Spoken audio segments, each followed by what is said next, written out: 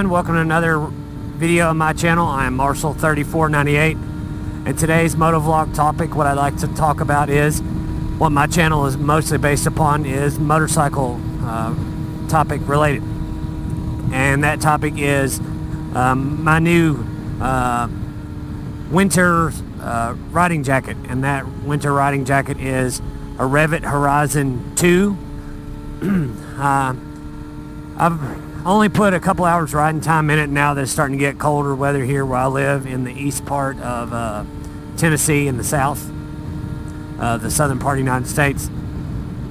And I've come to a couple of conclusions on some pros and cons. Pro is jacket's very comfortable, it's very safe, it has 1000D in the impact areas, which are shoulders, front and back, along the tops of your shoulders, you know, where your back and your shoulders meet, and across your elbow areas on the outside of the jacket. You know, all your basic impact zones. The rest of the zones are 500D, which is still a good abrasion resistant material. The jacket itself, as far as sizing goes, I am 5 foot 10 inches tall, 185 pounds, with a 42-inch chest, and I bought a size large, and it fits perfectly. Arm length's good.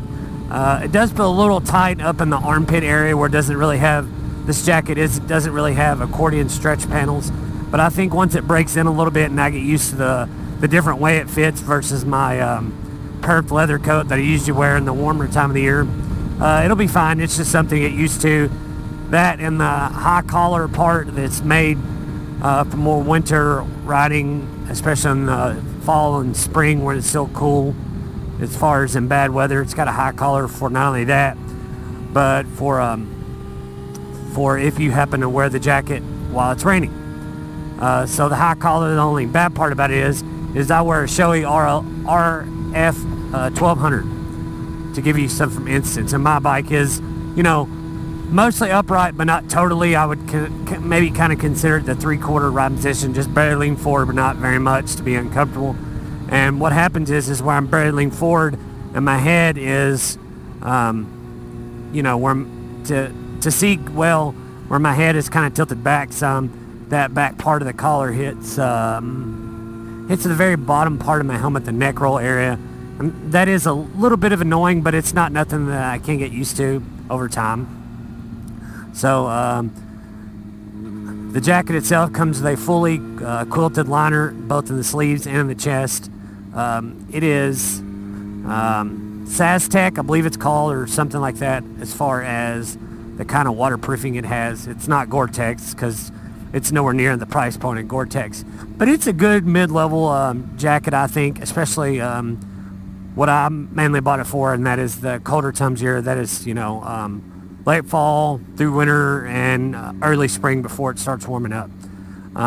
It does have some direct venting in the chest part that directs directly past all the liner and stuff. When you have the liner out, that vents directly to the body. You know, some of your waterproof jackets, it just vents to the liner, but since this jacket, the waterproofing is baked on the outside, it directs directly to you. And it does have, I believe, it has a back vent across the top of the back for that way you have an exhaust, and the front part is intake.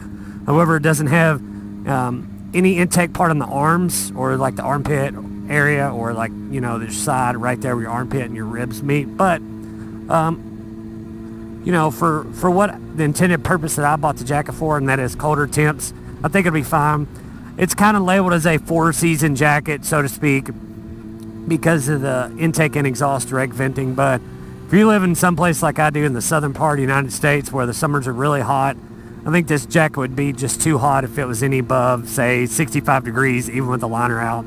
But that's okay, because, you know, like I said, I have a leather perfed RS Tai Chi jacket, and that's my primarily warm weather jacket that I wear. So if you live in some place, you know, where it only got to the 70s or maybe 75, as long as you're moving, you could stretch into a 4-season. But, you know, at a price point, I think full retail on this coat, I did get it on sale on Revzilla, and they had a sale just on Rev'it only products of like 20% off. I believe it was, something like that. But I think full retail is like $415 US. So for a good mid-level price point like that, I think it's a good buy. You know, my only other quirk too is like right here at the sleeve, it doesn't have an outside zipper, you know, where you can set your cuff and forget it, so to speak. You have to undo that every time you want to get the coat off. But you know, that's a little trade-off stuff like you make. Not every coat, even more of expensive price point, is going to have that. And I think probably a lot of the reason they did that is to keep another place from water entering the coat, especially, you know, at the sleeves where it starts to work your way up the arm, so to speak. And that's okay, because like I said, I bought it for a colder time of year coat, so it is what it is. And I don't expect it to be a 4-season coat like it's labeled. I think it's more of a 3-season, to be honest. But like I said, it depends on where you live. But I think anything above 70 degrees, even the liner out and the venting open on the front and the exhaust on the back, I just think it'll be too warm for anything above that. But that's just my take on it, you know. So it's a good honest review, I think, from owner's perspective versus something on Revzilla. But those guys do a great job with their review stuff. I'll leave a link in the description if y'all want to check it out.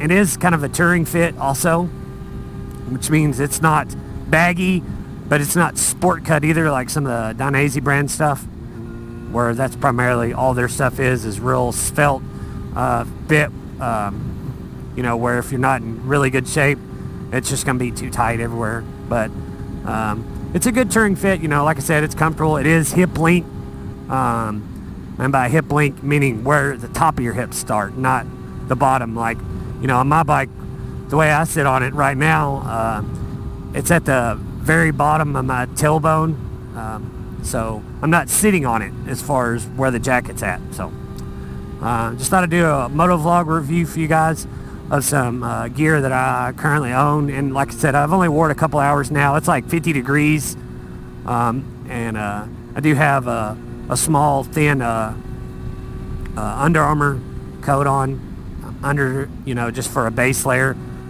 And I'm pretty warm. I'm actually a little too warm. I think I probably could have got by at 50 degrees with just a t-shirt on, to be honest. But, you know, I'm one of those people who prepares for the worst. If I don't have it on, then I freeze, especially since I've only worn this coat just a couple hours riding and haven't really completely thoroughly tested it. I think with a decent base layer like what I have on, I think you could probably take this coat, you know, as long as it wasn't raining, you know, where the temperature makes it feel colder than what it is. I think you could wear this down to the lower 40s, maybe upper 30s, and it'd be good for that. So I just thought I'd do a review for you guys. If you're interested in a good winter riding coat / waterproof, sort of. I haven't really tested the waterproof part yet, but supposedly it's pretty good. But we'll see about that. So on that, guys, ride safe, have fun, and ride like you're invisible. And if you like this content that you happen to run across on my channel, I have much more other kind of content. I have first ride reviews, gear reviews like this. I've, you know, tested for a good bit. Some other, you know, just moto vlog, motorcycle rider advice, stuff like that. All the my moto vlog equipment reviews are all in there, from everything from the GoPro remote to the CNET backpack that I use to what I'm filming this with, my GoPro Hero 4 Silver. So on that, guys, if you haven't already done so, please like, share, and subscribe, and leave a comment down below. You got a question, I'll be more than happy to answer it for you. But on that, guys, have fun, and we'll see you on the next one. See ya.